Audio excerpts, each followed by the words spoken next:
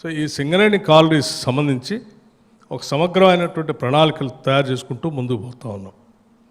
దీంట్లో భాగంగా ముందుగా సింగరేణి కాలనీస్లో పనిచేస్తున్నటువంటి కార్మికుల సంక్షేమం అనేది ఫస్ట్ ప్రయారిటీగా తీసుకున్నాం.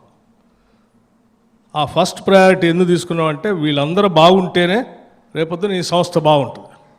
వాళ్ళు మనస్ఫూర్తిగా ఇది నాది అని ధైర్యంగా వాళ్ళు పనిచేయగలిగినప్పుడే ఇది ఎదగటానికి అవకాశం ఉంటుంది.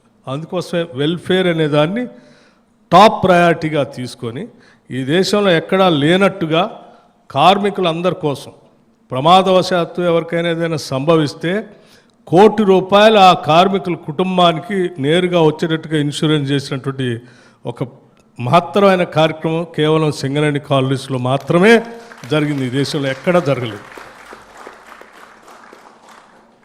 దానికి సంబంధించి ఈరోజు సరే దురదృష్టవత్తు ఏమైనా జరిగితే అందించేటువంటి ఈ కార్యక్రమం ఒక కుటుంబాన్ని ఇవాళ ఒక చెక్ కూడా అందిస్తూ ఉన్నాం.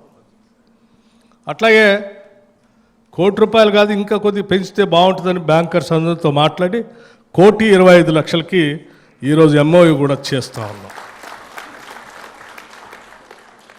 ఉద్యోగుల దాదాపు 40-45 వేల మంది ఉద్యోగులు ఉంటే వాళ్ళందరి కుటుంబాలను ఆయా స్థానిక ప్రాంతాల్లో ఉన్నటువంటి ప్రజల నుంచి వచ్చినటువంటి వాళ్ళే.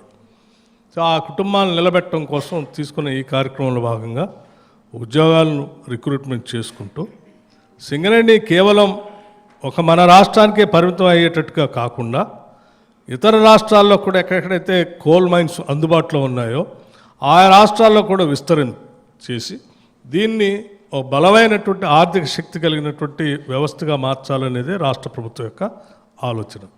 అందుకోసమే ఇతర రాష్ట్రాల్లో కోల్ మైన్స్లోకి వెళ్తూ ఉన్నాం.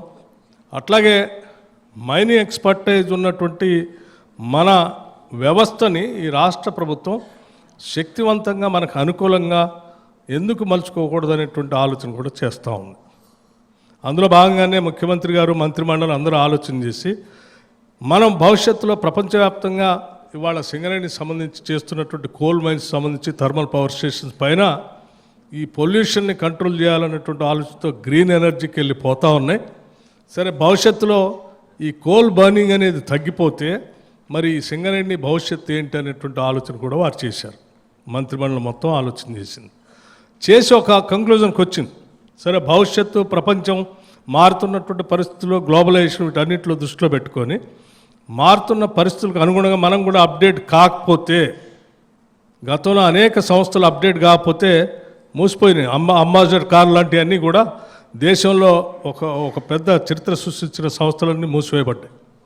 అలా కాకుండా ఉండాలంటే అప్డేట్ కావాల్సినటువంటి అవసరం ఉంది. కాబట్టి అప్డేట్ కావడానికి కావాల్సిన పరిస్థితుల్లో గ్లోబలైజేషన్లో కేవలం కోల్ ఒక్కటే కాకుండా ఇంకా ప్రపంచం పెద్ద ఎత్తున చూసేటువంటి లిథియం లాంటి గ్రాఫైట్ లాంటి మైనింగ్ యాక్టివిటీస్లో కూడా సింగరేణి కాలనీస్ విస్తరించేసి సింగరేణి ఆర్థికంగా ఎదగటం కోసం కావాల్సిన ప్రణాళికలు తయారు చేసుకోవడం కోసం ఒక కన్సల్టెంట్ కమిటీని పిలిచి గ్లోబల్ ఇన్విటేషన్ చేసి వాళ్ళందరూ చెప్పినటువంటి సలహాలు సూచనలు చూసుకొని ఒక ప్రణాళిక ముందుకు పోతే తప్పనిసరిగా సింగరేణి నిరంతరం చిరస్థాయిగా బతికుండటానికి అవకాశం ఉంటుంది. కాబట్టి ఆ ఆలోచన కూడా రాష్ట్ర ప్రభుత్వం చేస్తుందని చెప్పి మీ అందరికీ సగౌరవంగా రాష్ట్ర ప్రభుత్వం తరఫున మీ అందరికీ తెలియజేస్తున్నాను.